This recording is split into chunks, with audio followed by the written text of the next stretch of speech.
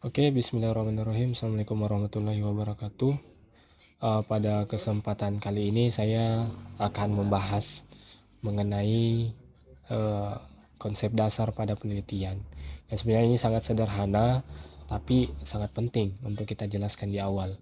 Karena terkadang kita membuat satu model penelitian, baik itu skripsi, tesis, dan sebagainya, cuman terkadang kita kebingungan dalam bagaimana selanjutnya. Nah, bagaimana selanjutnya ini yang ingin saya bahas.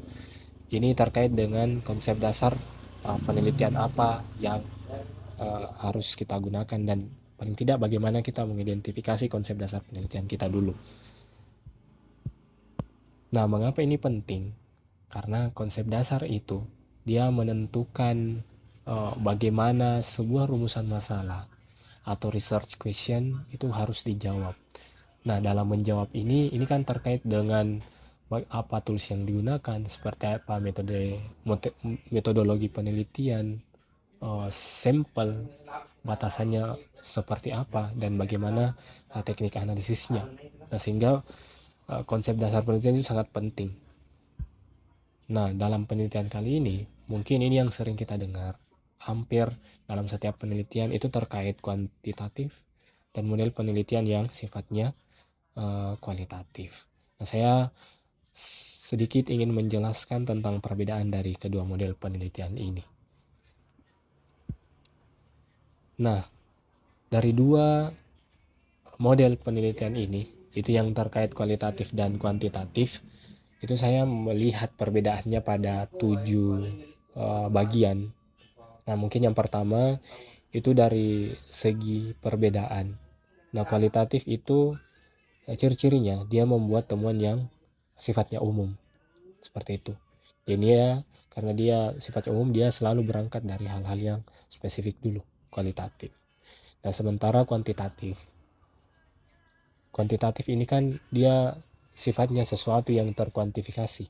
Nah, dalam hal ini fakta-fakta terukur dengan angka. Nah, kalau teman-teman melihat pada satu model-model penelitian, dia selalu menghasilkan besaran-besaran angka-angka tertentu untuk melihat, atau dalam menjawab penelitian itu outputnya itu selalu berbicara tentang angka, faktanya terukur dengan angka.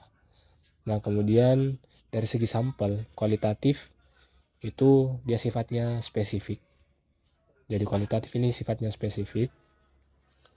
Kemudian karena dia spesifik, itu dia tidak harus representatif.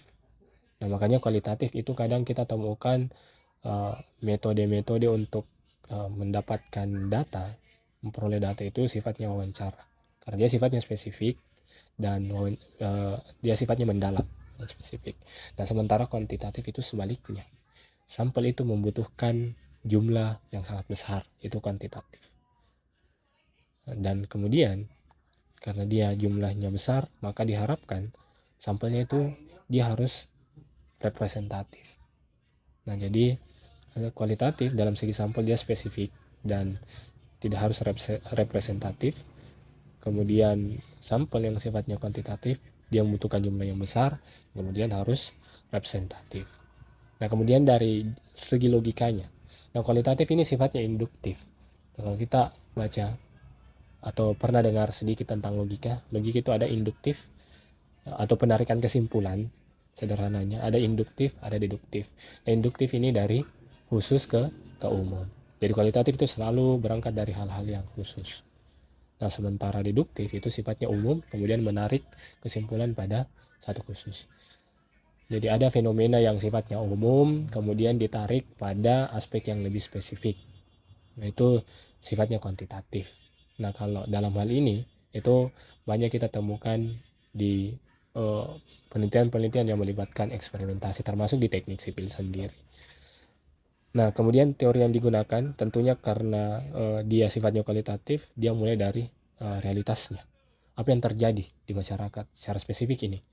Nah, kualitatif. Sementara kuantitatif, dia dimulai dari grand teorinya. Dia selalu berangkat pada grand teorinya.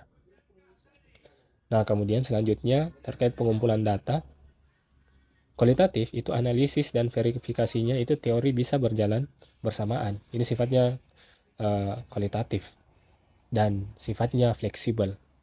Nah, sementara kuantitatif kita harus memverifikasi dulu yang dilakukan setelah membangun teori dan hipotesis. Jadi kita tidak bisa berjalan bersamaan.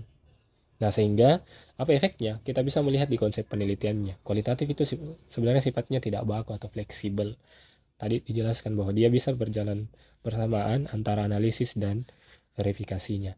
Sementara kuantitatif dalam segi konsep penelitiannya, dia tegas, dia ditetapkan sejak awal penelitian dimulai. Jadi dia sifatnya rigid, dia sifatnya kaku sekali. Seperti itu. Nah, analisis data kualitatif itu salah satunya ya. Ini non probability sampling. Kita bisa menggunakan triangulasi, bisa triangulasi terkait datanya, teori dan sebagainya. Sementara kuantitatif dia menggunakan statistik. Misalnya satu penelitian-penelitian tertentu, misalnya berapa sih yang tidak setuju terkait ini, begini besarannya. Dia menggunakan statistik dan terukur dengan angka. Itu sifatnya kuantitatif dan kualitatif. Seperti itu. Nah, jadi ketika kita mampu membedakan setiap bagian dan bisa mengidentifikasi apakah penelitian kita sifatnya kualitatif dan kuantitatif, tentu semua aspek ini kita pertimbangkan dan itu akan membantu kita dalam merumuskan bagaimana sampel serta bagaimana metodologi penelitian yang nantinya akan memudahkan kita untuk menjawab research question atau pertanyaan pada penelitian yang kita kembangkan. Oke, mungkin sekian terkait beberapa konsep dasar penelitian kuantitatif dan kualitatif. Terima kasih. Assalamualaikum warahmatullahi wabarakatuh.